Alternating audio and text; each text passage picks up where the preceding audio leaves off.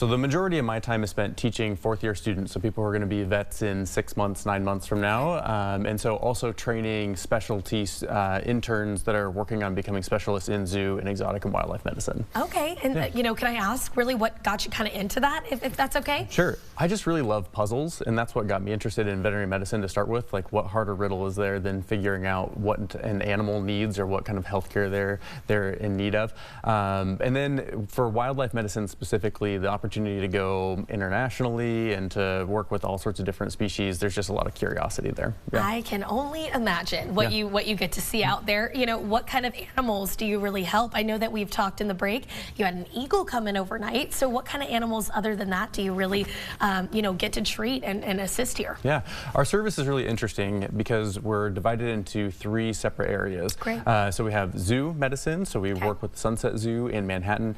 We also do exotic pets, so people have birds and rabbits and some other all sorts of interesting species that they bring through. And then we have wildlife, and so like you said yesterday, we had an eagle that came through that had some lead poisoning. We had other animals that come through all the time, and so that's actually where we've had a major focus shift since I started at the university in April, was adding in more wildlife opportunities for our students and actually building a whole ward just for wild birds that come in. Really? So is that, would you say that's really common? That's probably one of the most common animals you guys have come in?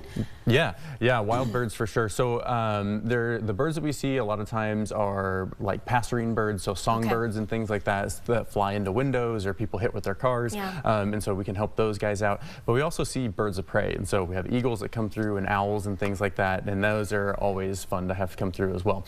And with the risks now, and if you're paying attention to the news, there's avian influenza that's in the area. It's important that they have their own separate area of the hospital, and so we've focused on building an area for just specifically for them. Do you mind telling me, or can you share with me how far along you guys are in building that right now? Yeah, so they've done a significant portion of the renovation that's there. So the area has been painted and the floor is ready, and they've brought in all these new cages and hospitalization equipment. So there's just a few little final touches that are coming in, but hopefully early this next year. Wow, okay. And you know, so if I say I'm out driving, or I'm in my yard and sadly a bird comes in, because we've actually had that happen. Driving a news car, a bird has hit the windshield, things like that happen.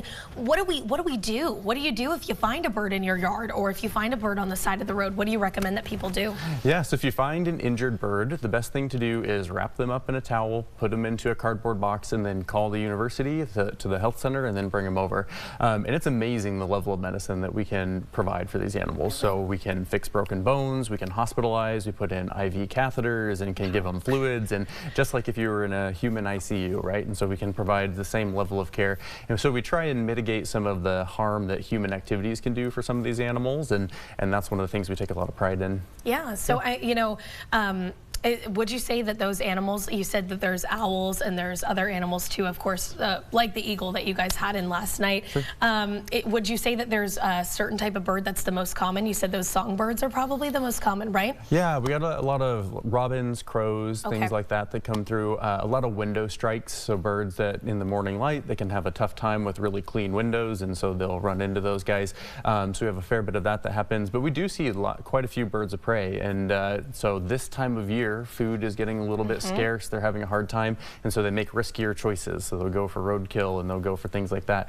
And when that happens, they get hit by cars, or they run into other sorts of situations where they get caught in people's soccer nets in their backyard and stuff like that, and then they end up coming through the hospital. You know, I find it, you said it so simply, like just, put it with a paper towel around it. What if this animal is, maybe scared, or is, and people are, maybe it's upset, and what do you recommend they do in that situation? Do you guys come out by any chance to get these animals if they are? So we don't, but you can you can call an animal control officer, and they're happy to help pick these guys up. Most of the animals that we get in actually are delivered by Good Samaritans. So in most circumstances, if you take a big thick bath towel and wrap it around most of those birds, you can put them into a cardboard box. But if you're concerned, obviously your health and safety comes first. So if you call an animal control officer, they'll give you some guidance. guidance as far as what to do. Okay, well, you know, for anyone out there that's watching right now that might be interested in doing what you do, especially over at K-State, what do you recommend that they do?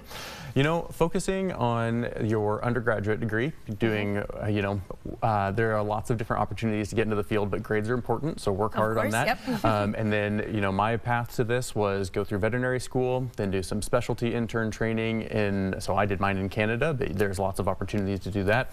And then following that, you know, you do some zoo training, and I worked in a zoo for 7 years, and then after that kind of came back to K-State. So there's all sorts of different routes to get to this final point, but the main thing is, you know, focus hard, get a good education in your undergraduate degree, and then try and get into vet school. So yeah. And I have to ask, I know, Matthew, you're probably going to be mad at me. I have to ask a fun question. I got to ask a fun question. What is your favorite, you know, we're talking a lot about birds of prey here. What's your favorite story, you know, rescue story that you've had here? I really am curious to know. So when I was first in my specialty internship, so I worked at the University of Saskatchewan, and I was the first bird that I had the real opportunity to hospitalize and work on. And so up there they have potash mines, which have a lot of potassium in them, but it's bright pink. And so we had a snowy owl that came in and had flown into this mine. And so when it came out, it stained all of its feathers bright pink. And so we had this bubblegum pink snowy owl that was hospitalized for a really, really long time. And so, but she was able to fully recover and be able to be released. And so getting to release her was a lot of fun. But it was an interesting colored animal to have. She was the color of your dress. So yeah. Oh, wow. Well, that is a bright pink color. How did you get it out of her? So she had to molt ultimately. So we had to hold on to her through the winter, and we did some phototherapy for her, and so changed the daylight length so that she would do her natural molting process, and then ended up being able to be released in the following spring. But yeah. How cool. I can imagine you probably were thinking, what did I take this morning when you looked at that? Yeah, you know, you never know. You come in and there's cardboard boxes, and you open them up and you're like, what is this pink, you know, this like miniature ferocious flamingo, right? So yeah. Oh man, well, we're gonna have all of this online after the show. If you guys want to check out this interview or maybe learn a little bit more about what you do, you can always go to that online after the show, and you can find out more at K-State. You guys have a website too, right? Okay. Of course, yep. Okay, cool. We'll have that linked as well for you guys afterwards. So thank you so much for coming on. Yeah, thanks for having me. Yeah, very interesting stuff here.